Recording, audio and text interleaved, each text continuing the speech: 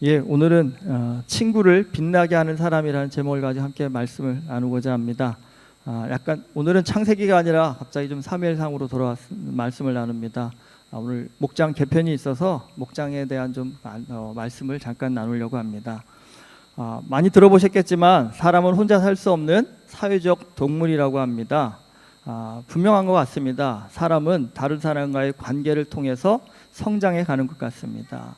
그런데 반면에요, 또 그 관계 때문에 상처를 받아서 힘들어 하기도 합니다. 그런데 우리의 인생은 좋든 싫든 다른 사람과의 관계 속에서 살아갈 수밖에 없는 게 그게 우리의 인생입니다. 근데 여러분 군대 다니신 분들 알겠지만 흔히 그렇게 하죠. 피할 수 없으면 즐기라고 얘기합니다. 피할 수 없는 관계라고 한다면 사실 좋은 관계를 만들기 위해 힘쓰는 것이 어쩌면 인생의 깊은 지혜일 겁니다. 다윗은 성경에서 하나님께 쓰임받은 탁월한 사람 중에 한 사람입니다. 그는 목동이었고 집안에서는 막내였습니다. 사실 다윗은 신분이나 지위가 아주 탁월할 만한 그런 위치는 아니었습니다. 하지만 다윗은 자신의 신분과 지위에 낙담하지 않고 오히려 그것을 통해서 탁월한 사람으로 성장해 갑니다. 여러분, 다윗이 탁월한 사람으로 성장할 수 있었던 가장 큰 이유, 사실 여러 가지가 있습니다. 하지만 그 중에 하나를 꼽으라고 한다면 다윗은 사람을 품는 마음이 아주 컸다라는 겁니다. 다윗은 어느 날 갑자기 그냥 쉽게 왕이 된 사람이 아닙니다. 아주 어려운 과정들을 이겨내고 그리고 왕이 되었습니다. 사실 우리는 왕하면 너무 좋겠다 생각할 수 있겠지만 여러분, 왕은요 혼자의 힘으로 될 수도 없고 할 수도 없는 겁니다. 왕은요 함께하는 사람이 있어야 합니다. 그런데 그냥 함께하는 사람 정도가 아니라요, 정말 목숨을 걸고 서로를 지켜줄 만한 그런 신뢰할 만한 사람들이 있어야 왕이 왕답게 살아갈 수 있는 힘이 생깁니다. 사실 여러분, 왕만 그런 것이 아니라 우리 인생에서도요 정말 목숨을 걸고 지켜줄 만한 그런 사람이 옆에 있다면요, 여러분 그 사람은 뭐 부하든 가난하든 환경에 상관없이 정말 행복한 사람일 겁니다. 누구나 다 살면서 좀 내 옆에도 그런 사람이 있었으면 좋겠다라는 마음을 갖습니다. 그러면 어떻게 해야 그런 사람들을 만날 수 있을까요? 어떻게 해야 그런 좋은 동지, 친구를 사귈 수 있을까요?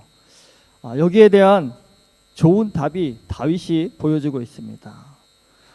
잘 아시다시피 다윗은요 골리앗이라는 블레셋의 거인 장수를 물맷돌을 던져서 죽임으로 일약 스타가 된 사람입니다. 그런데 이때부터 다윗의 시련이 시작이 됩니다. 이 이스라엘의 왕이었던 사울이 다윗을 시기합니다. 처음에는 저 녀석이 나보다 인기가 많네, 이 정도의 시기 질투였지만 시간이 흐르면서요 사울이 정신병자가 되어버립니다. 그래서 완전히 집착하며 다윗을 미워하기 시작합니다. 그리고는 죽이려고 달려듭니다. 어쩔 수 없이 다윗이 도망을 칩니다. 다윗이 도망을 치니까 누가 피해를 입기 시작하냐면 다윗과 가까운 사람들이 피해를 당하기 시작합니다. 그러니까 사울 왕이 다윗을 돕거나 가까운 사람들을 찾아가지고요 죽이기 시작합니다. 결국은 다윗 때문에 박해를 받는 사람들이요 결국은 버틸 수가 없어서 누구를 찾아가냐면 다윗을 찾아갑니다. 사울 왕한테는 잡히면 죽는 목숨이기 때문에 그들이 찾아가서 의지할 곳이 다윗밖에 없었기 때문입니다.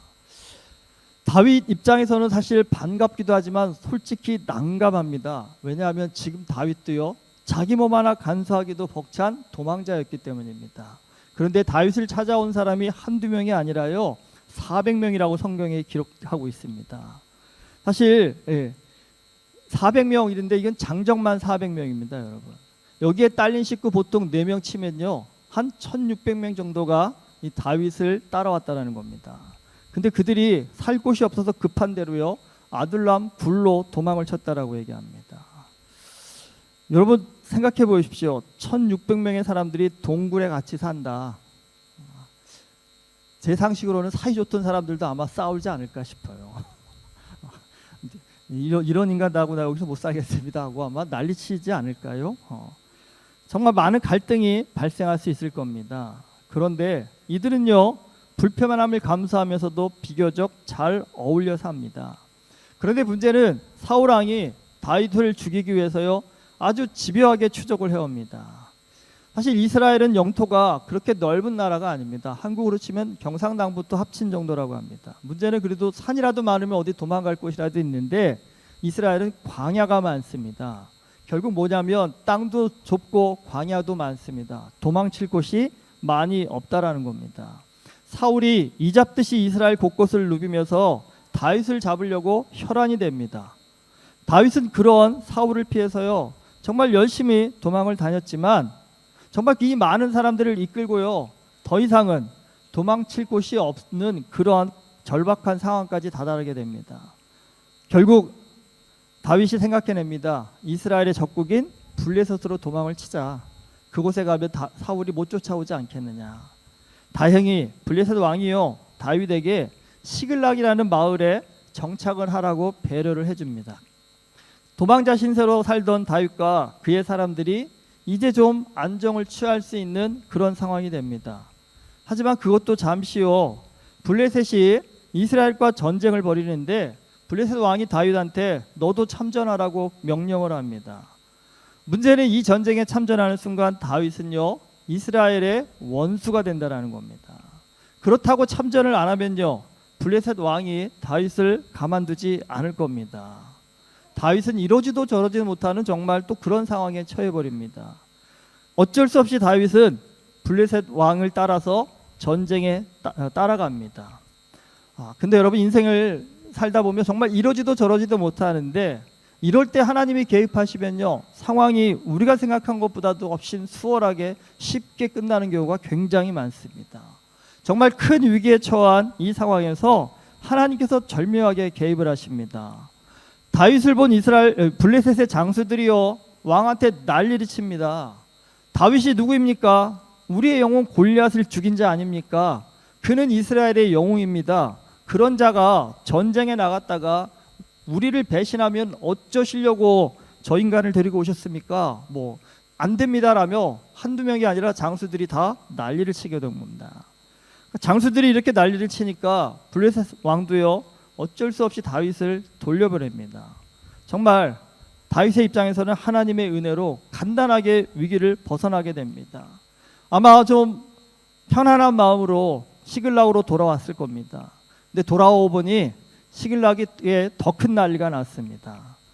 그들이 전쟁에 참여한 그 시간 동안 아말렉 사람들이요 시글락에 쳐들어와 가지고 이 사람과 가축 모든 걸 다 뺏어가 버린 겁니다. 근데 그 중에는요 다윗의 두 아내도 있었습니다. 정말 눈이 돌아갈 만한, 눈이 뒤집힐 만한 그런 상황입니다. 그런데 더 기가 막힌 건 다윗과 함께 전장에 나갔던 사람들이요 정말 눈이 뒤집혀 가지고 다윗을 돌로 쳐 죽이자며 달려들었다라는 겁니다. 내가 만약에 다윗의 입장이었다면 어떻게 반응하셨을 것 같으세요? 지금까지 나랑 목숨 걸고 전장에 갔던 사람들이 아니 다윗 그들만 고통을 받는 게 아니라 다윗도 아내 다 뺏겼거든요. 그런데 일순간 변해가지고 다윗을 돌로 쳐 죽이자 하면 아마 저도 눈이 돌아가지 않았을까 생각하는데요. 저 같으면 그랬을 것 같아요. 그래 이렇게 된 거 다 같이 죽자 차라리. 아마 그렇게 난리를 치지 않았을까요? 하지만 다윗은요 제사장을 불러서 차분히 여호와께 묻습니다. 우리가 아말렉을 따라가서 잡을 수 있겠습니까? 라요. 여호와께서 가라고 확신을 주십니다. 다윗은요 600명의 군사를 이끌고 아말렉을 쫓아갑니다. 그런데 가는 도중에 200명의 군사들이 탈진을 해가지고 너부러집니다. 도저히 데려갈 수 없는 상황이 되어버렸습니다. 어쩔 수 없이 그들을 남겨두고요 나머지 400명이 아말렉을 쫓아가서 전쟁을 벌여가지고요 잡혀갔던 사람들과 가축을 다 되찾아옵니다. 이 당시 전쟁의 룰은 뭐냐 하면 전쟁에 참여한 사람, 참여해서 이긴 사람이 뺏은 거 다 가져가는 겁니다. 전리품을 다 취하는 게 전쟁의 룰이었습니다. 그러니까 전투에 참여한 400명은 전리품을 가질 수 있는 권리가 있지만 이 전투에 참여하지 못한 200명은 권리가 없다라는 겁니다. 근데 문제는 뭐냐면 그렇다고 해도 이들이 뺏은 그 전리품은 어제까지 그 200명의 소유였던 것이 있다라는 겁니다. 사실 목숨 걸고 싸운 400명의 입장에서는 내가 이거 어떻게 얻었는데 이걸 나눠줘 하며 아까운 마음이 들 수 있습니다. 반면에 그럼에도 불구하고 함께하지 못했던 200명의 입장에서는요, 저거 어제까지 내 거였는데 아무리 전쟁에 내가 못 나갔다고 해도 같은 동지끼리 그걸 나눠주지 않아? 너무 야속한 거 아니야?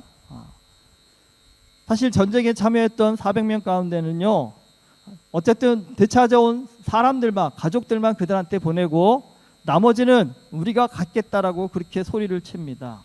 그런데 이때 다윗이 뭐라고 얘기하냐면 원래 그들의 소유까지 다 돌려주라고 합니다. 사무엘상 30장 23절에서 다윗이 이렇게 말합니다. 나의 형제들아, 여호와께서 우리를 보호하시고 우리를 치러 온 그 군대를 우리 손에 넘기셨은즉 그가 우리에게 주신 것을 너희가 이같이 못하리라. 다윗은 이 승리가요, 하나님의 은혜임을 안 것입니다. 은혜는요, 나누는 것이지요, 독점하는 것이 아닙니다. 여러분, 교회 안에서도 우리가 왜 갈등이 생길까 한번 잘 살펴보십시오. 받은 은혜가 많은데 은혜를 나누지 못할 때 사실은 갈등이 생기는 거고 어려움이 생기는 것입니다. 그리고 여러분, 누군가한테 서운함이 들고 누군가가 미운 마음이 든다 할 때에는요, 내가 받은 은혜를 흘려보내지 못하기 때문에 그 은혜가 내 안에서 썩기 때문입니다. 여러분, 할 수만 있다 한다면요, 은혜를 흘려보내는 삶에 집중을 하셔야 됩니다. 그래야 더 큰 은혜가 우리의 삶 가운데 밀려온다는 겁니다. 400명의 욕심들처럼 나머지 200명들의 재산까지 자기들이 다 취했다고 한들 여러분, 그 삶이 평안할까요? 그리고 인생 살다 보면 내가 누군가의 것을 뺏을 날도 있겠지만 뺏길 날도 온다는 얘기입니다. 여러분, 입장이 바뀌었을 때 그 사람이 나를 돌보지 않고 나를 배려해 주지 않는다 한다면 그때는 어떻게 하겠습니까? 여러분, 한 치 앞을 내다보지 못하는 그 욕심이 이 400명 가운데 불량한 자들을 만들어냈다라는 겁니다. 오늘 우리의 삶 가운데서도 여러분, 작은 이익에 내 작은 욕심에 너무 연연해하지 않는 것이 우리의 삶을 복되게 만드는 비결이고 힘입니다. 사실 다윗과 함께했던 모든 사람들이 인격적으로 성숙한 사람들은 분명 아니었습니다. 그들은 화가 나면 다윗도 돌로 쳐 죽이려고 했고요, 이웃에 대한 배려보다는 자기 욕심을 먼저 채우려는 사람들이었습니다. 다윗의 입장에서는 솔직히 이런 마음이 좀 들 수도 있었을 것 같습니다. 아, 내가 이런 인간들을 믿고 같이 갈 수 있을까? 이 인간들을 믿고 내가 계속 살아가야 될까? 이 마음이 들지 않았을까요? 하지만 성경을 보면 아주 중요한 것이 있습니다. 다윗은요, 서운해도 억울하도 슬퍼도 사람과의 관계를 포기하지 않았다라는 겁니다. 속상하고 서운한 것도 있지만 사실 따져보면 또 그들이 있었기 때문에 다윗이요, 여기까지 올 수 있었다라는 겁니다. 인생을 보면 어떻게 100% 좋고 어떻게 100% 나쁠 수 있겠습니까? 우리의 인생은 모든 것을 살펴봐도 좋은 것이 있으면 나쁜 것이 있고요, 또 나쁜 것이 있으면 좋은 것이 있다라는 겁니다. 그러면 좋은 것과 나쁜 것이 있을 때 어디에 집중하시겠습니까? 다윗은 좋은 것과 나쁜 것이 혼잡해 있는 상황 속에서도 어디에요? 좋은 것에 집중할 수 있는 믿음의 능력을 보여주었습니다. 사실 사람과 좋은 관계를 맺고 살아가는 것 누구나 원하는 것입니다. 그런데 이런 관계가 우리가 생각하는 만큼 쉽지는 않습니다. 근데 여러분, 누군가와 정말 좋은 인간관계를 맺기 위해서 어떻게 해야 될까요? 여러분, 좋은 인간관계는요, 좋은 게 좋은 거지만 갖고는 생길 수 없습니다. 진짜 좋은 인간관계는 어려움과 위기를 함께 넘어가는 그런 경험을 할 때 그런 관계를 가질 수 있습니다. 그런데 이 어려움을 넘어갈 때 우리의 마음을 어디에 집중하느냐가 굉장히 중요합니다. 사람은 누구나 악합니다. 하지만 하나님은요, 우리에게 그 악함을 다스릴 수 있는 성령의 능력을 주셨습니다. 살다 보면, 서로 부딪히며 살다 보면 좋지 않을 때가 누구에게나 다 있습니다. 사실 그럴 때 우리 안에 악한 마음에서 흘러나오는 감정은 미워하고 시기하고 안 보고 만다, 이겁니다. 근데 여러분, 이 감정에 이끌리면요, 우리는 평생 다른 사람을 원수로만 만들고 사는 그런 인생이 되어버릴 수밖에 없습니다. 근데 여러분 그런 마음이 올라올 때 사실 뭐 한쪽이 아니라 제일 이상적인 건 양쪽 다입니다. 서로 한 발짝 물러나갔고요. 나의 악함을 좀 돌아보고 회개하면서 그래도 내가 저 사람을 더 배려해야 하지 않아는 여러분 이런 선한 마음을 정말 두 사람이 같이 갖는다고 한다면요. 그 둘은요. 평생을 함께하는 친구가 될 수 있습니다. 다윗과 함께한 사람들은 서로 원수가 될 수 있는 수많은 위기를 겪었습니다. 하지만 그 위기를 통해서 그들은 오히려 서로를 배려하는 공동체가 되었습니다. 여러분 이 함께했던 이 사람들이 훗날 다윗이 왕이 되는데 결정적인 기여를 하고요. 또 다윗이 나라를 이끌어가는데 아주 큰 역할을 해주는 그런 동역자들이 됩니다. 교회는 믿음의 공동체입니다. 믿음의 공동체 그러면 어떤 느낌이 오십니까? 좀 멋있어 보이지 않나요? 뭔가 좀 잘해야 될 것 같지 않나요? 믿음의 공동체 그러니까 교회 안에서는 좋은 일만, 좋은 관계만 있어야 되는 것, 그게 교회가 되어야 된다라고 그런 느낌이 안 드시나요? 하지만 분명한 것은 교회에 나온다고 해도 우리 모두는요 여전히 죄인이라는 겁니다. 여전히 이기적이고 여전히 독선적입니다. 그 죄성을 다듬는 훈련을 하는 곳이 바로 교회입니다. 그래서 어쩌면 교회는 더 시끄럽습니다. 더 어려운 곳일 수도 있습니다. 그런데 이런 죄성을 여러분 다스리기가 어렵지 한번 다스려 놓으면 누가 제일 복 받을까요? 누가 제일 힘이 될까요? 자신입니다. 여러분 교회에 오셔서 너무 좋은 얘기만 들으려 하시지 말고 너무 그냥 좋은 게 좋은 거지만 생각하지 마시고요. 한 번쯤은 나의 죄성을 좀 드러내버리고 그 죄성이 하나님의 훈련 가운데 관계를 통해서 좀 다듬어지는 그런 훈련에 한번 집중해 보십시오. 물론 과정은 힘들 수 있습니다. 그런데 여러분 그 과정을 한번 넘어놓고 보시면요. 아, 인생 어떻게 사는 게 더 이렇게 사는 것도 행복하구나.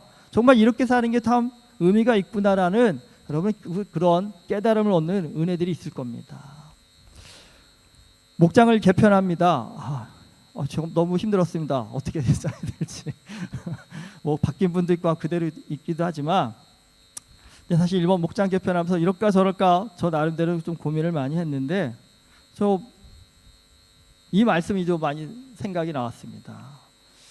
이번 목장 개편을 통해서 좀 은혜교회 우리 모두가 다윗과 그의 용사들과 같은 그런 관계가 되었으면 좋겠다라는 그런 마음이 들었습니다. 여러분 목장 안에 솔직히 말씀드리면 마음에 드는 분도 있고 마음에 안 드는 분도 있으시겠죠. 근데 솔직히 말하면 상대도 똑같습니다. 나만 그런 거 아닙니다. 그러니까 여러분 너무 내 눈으로 내 시각으로만 보지 마시고요. 서로 성향과 기질이 좀 맞는 분도 있을 거고 맞지 않는 분도 있을 겁니다. 근데 여러분 다윗이요 자기와 맞는 사람하고만 평생 같이 가려고 했다면 다윗은 그렇게 크고 멋있는 인생 살기 어려웠을 겁니다. 다윗은 자기와 맞지 않는 사람들도요 포용하려 하는 그런 큰 마음을 가진 사람이었다라는 겁니다. 우리도 한번 좀 그런 다윗의 마음을 본받아서 그런 사람 될 수 있게 해달라고 한번 기도해 보시면 어떨까요? 여러분 분명한 것은요 마음을 키우는 사람 그 사람에게 하나님이 복을 주십니다. 왜 마음을 키우면 복을 주실까요? 마음을 키우는 사람이 하나님의 뜻을 아는 사람이 되어가기 때문입니다. 여러분 나만 아는 속 좁은 사람이 어떻게 천지를 창조하시고 우리 모두를 구원하시고자 하는 하나님 아버지의 그 크신 사랑과 마음을 이해할 수 있겠습니까? 그러니까 그런 사람은 평생을 신앙생활해도 하나님 앞에 따질 것밖에 없습니다. 불평할 것밖에 없습니다. 불만 가질 것밖에 없습니다. 그런데 우리가 마음이 커지고 나면요 하나님의 그 크신 뜻 앞에 절로 무릎이 꿇어지게 되고요 절로 감탄할 수밖에 없고 절로 감사할 수밖에 없다라는 겁니다. 이번 목장을 통해서 목장 안에서 좀 서로가 서로를 배려하는 그런 공동체가 될 수 있기를 기도합니다. 그리고 좀 그 힘으로요 함께 선교하는 공동체로 우리가 성장해 갈 수 있기를 또 하나 기도합니다. 믿는 사람들이 함께 모여서 나누고 섬기는 선교적 삶을 사는 것만큼 행복한 삶은 없다라고 저는 단호코 말씀드릴 수 있습니다. 잠언 27장 17절이 이렇게 말씀합니다. 철이 철을 날카롭게 하는 것 같이 사람이 그 친구의 얼굴을 빛나게 하느니라. 철이 날카로워지려면 철과 부딪혀야 합니다. 우리의 인격이 빛나는 비결도요, 사람과 부딪혀야 합니다. 그런데 여러분, 도끼를 품고 이기기 위해서 부딪히는 것이 아니라 좀 더 사랑하기 위해서, 좀 더 섬기기 위해서, 좀 더 나누기 위해서 나 자신을 다스리는 믿음의 태도를 갖고 우리가 부딪힐 때 철이 철을 날카롭게 하는 것처럼 우리도 친구의 얼굴을 빛나게 할 수 있는 그런 인생을 살 수 있습니다. 이번 목장 개편을 통해서 친구의 얼굴을 빛나게 하는 그런 믿음과 인격이 성숙한 사람으로 우리가 성장할 수 있기를 주님의 이름으로 축복합니다. 내가 아닌 남을 배려할 수 있는 믿음의 실력을 가질 때 우리는요, 하나님 나라의 신령한 복을 받아 누리는 최고의 그리스도인이 되는 줄 믿습니다. 여러분, 옆에 분 한번 얼굴 쳐다봐 주시고 쉽지 않겠지만 내가 당신의 얼굴을 빛나게 해드리겠습니다 한번 이렇게 고백해 주시면 어떨까요?